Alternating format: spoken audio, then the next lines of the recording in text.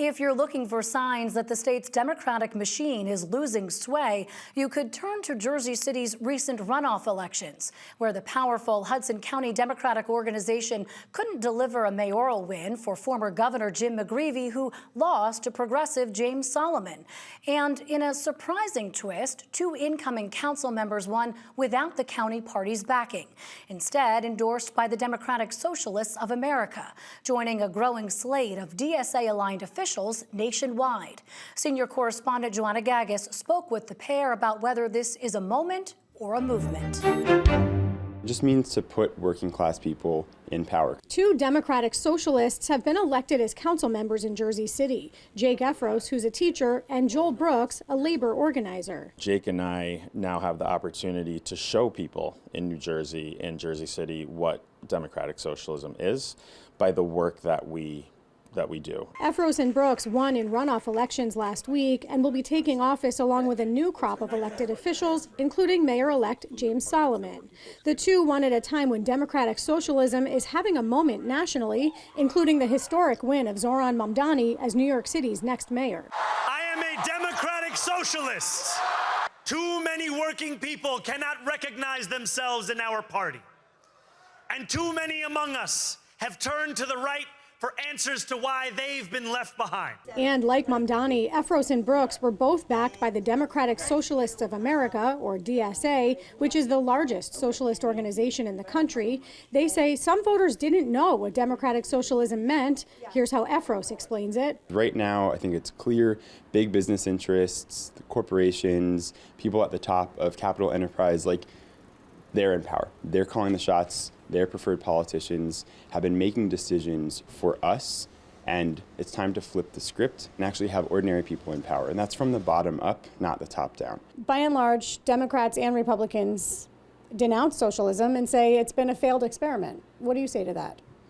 So what I would first say is, we ran, Jake and I, in a nonpartisan election, which means Democrats and Republicans voted for us in overwhelming margins. So, I think there is kind of the boogeyman of socialism that's presented in especially corporate media. But I think that there is a national movement, a grassroots movement, where we as Democratic Socialists are able to present a positive vision of making real material changes in people's everyday lives. Now, Mayor-elect Solomon is not a Democratic Socialist, but these newly elected council members feel there are many areas where they can work closely with the mayor to achieve their common goals. Our platform is not James's platform. But I think we do align in terms of affordability for people in Jersey City, making sure that they can stay in their homes, whether they own or they rent. We're going to work together. And I think we're going to find what our shared values are, what our shared ideas are.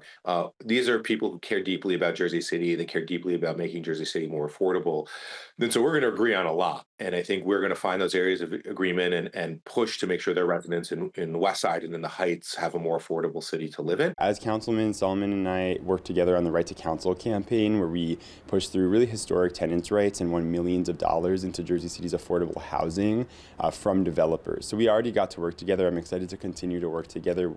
And I think for me, when we have disagreements, when we have debates, it's all about making sure that those are, again, with public involvement and transparent to the community. No backroom deals, no kind of shady conversations behind closed doors. Brooks wants to instate universal child care in the city, although he doesn't have a specific plan yet on how to pay for it. But it's the budgeting process that Efros says is critical to their work as Democratic Socialists on the council. What we're really excited to do is expand community control through things like participatory budgeting, have more democratic workplaces through strengthening labor unions, have more democratic homes through having tenant unions in buildings across Jersey City. So again, expanding social power in all these different sectors of life in our society. That is what democratic socialism means for me. Is this a moment for socialism in America, or is this a big experiment? How do you see it? Yeah, we love to say this is a movement, not just a moment. These aren't flashes in the pan. This is the result of intentional organizing for years and years and years, both in Jersey City and in the cities across the country that have seen really great election wins. But this is the first time in more than a century that socialists have been elected to public office in the state, so all eyes will be watching how they work with their colleagues who don't share their goals and what they can accomplish in that setting. In Jersey City, I'm Joanna Gagis, NJ Spotlight News.